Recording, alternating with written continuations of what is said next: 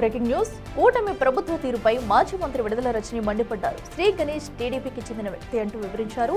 పల్నాడు ఎస్పీని కలిసిన విడుదల రజని తన అనుచరులపై పెట్టిన తప్పుడు కేసులను తొలగించారంటూ వెన్నతి పత్రం అందజేశారు. పోలీసులు తప్పుడు కేసులు పెడుతున్నారంటూ ఆరోపించారు. బెదిరింపులకు భయపడేవారు ఎవరూ లేరంటూ టీడీపీ నేతలను హెచ్చరించారు.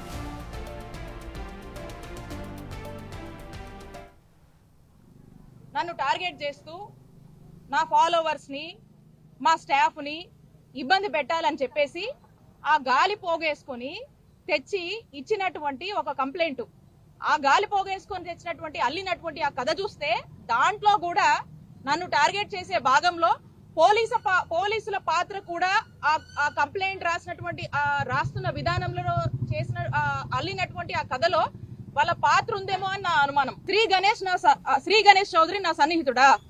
ఎవరి శ్రీ గణేష్ ఒకసారి చూద్దాం. మీరు చూసినట్టయితే ఇందులో ఈ సర్కిల్ చేసినటువంటి వ్యక్తి ఇతను శ్రీ గణేష్ చౌదరి. ఇతను ఎవరి పక్కన ఉన్నాడండి?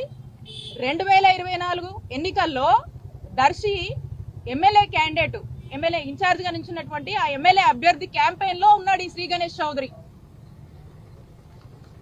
ఎంతో సన్నిహితంగా క్యాంపెయిన్ చేస్తూ వారి కోసం ప్రచారంలో మాట్లాడుతున్నటువంటి ఫోటోలు, ఆ దర్శి క్యాంపెయిన్ లో పార్టిసిపేట్ చేసినటువంటి ఫోటోలు, ఇవి ఎవరు సన్నిహితుడండి? ఇతను ఎవరు ఫాలోవరు? ఏ పార్టీ? ఈ శ్రీ గణేష్ చౌదరి. ఈ శ్రీ గణేష్ అనే వ్యక్తి టీడీపీ. ఈ టీడీపీ అతన్ని మా ఫాలోవర్ అంటారా? మా ఫాలోవర్ అని చెప్పి కట్టుకదల్లి మా మీద కేసు పెడతారా? సడన్ గా నన్ను టార్గెట్ చేయాలి, మా సిబ్బందిని టార్గెట్ చేయాలి, మా క్యారెక్టర్ అసాసినేషన్ చేయాలి, రాజకీయంగా మేము యాక్టివ్ గా ఉన్నాము, ఎన్ని కేసులు పెట్టినా కూడా నిలబడి ఎదుర్కొని పోరాడుతూ ఈరోజు వైఎస్ఆర్ కాంగ్రెస్ పార్టీని చిలుకూరుపేటలో నియోజకవర్గంలో మోటివేట్ చేసి నిలబెట్టుకొని ఈరోజు ముందుకు వెళ్తున్నాం. కాబట్టి ఈర్షతో అసూయతో ఆడమనిషి రాజకీయాలు తట్టుకోలేక మరి ఈ విధమైనటువంటి కేసులు మా మీద పెట్టి బెదరగొట్టాలని ట్రై చేస్తా ఉన్నారు.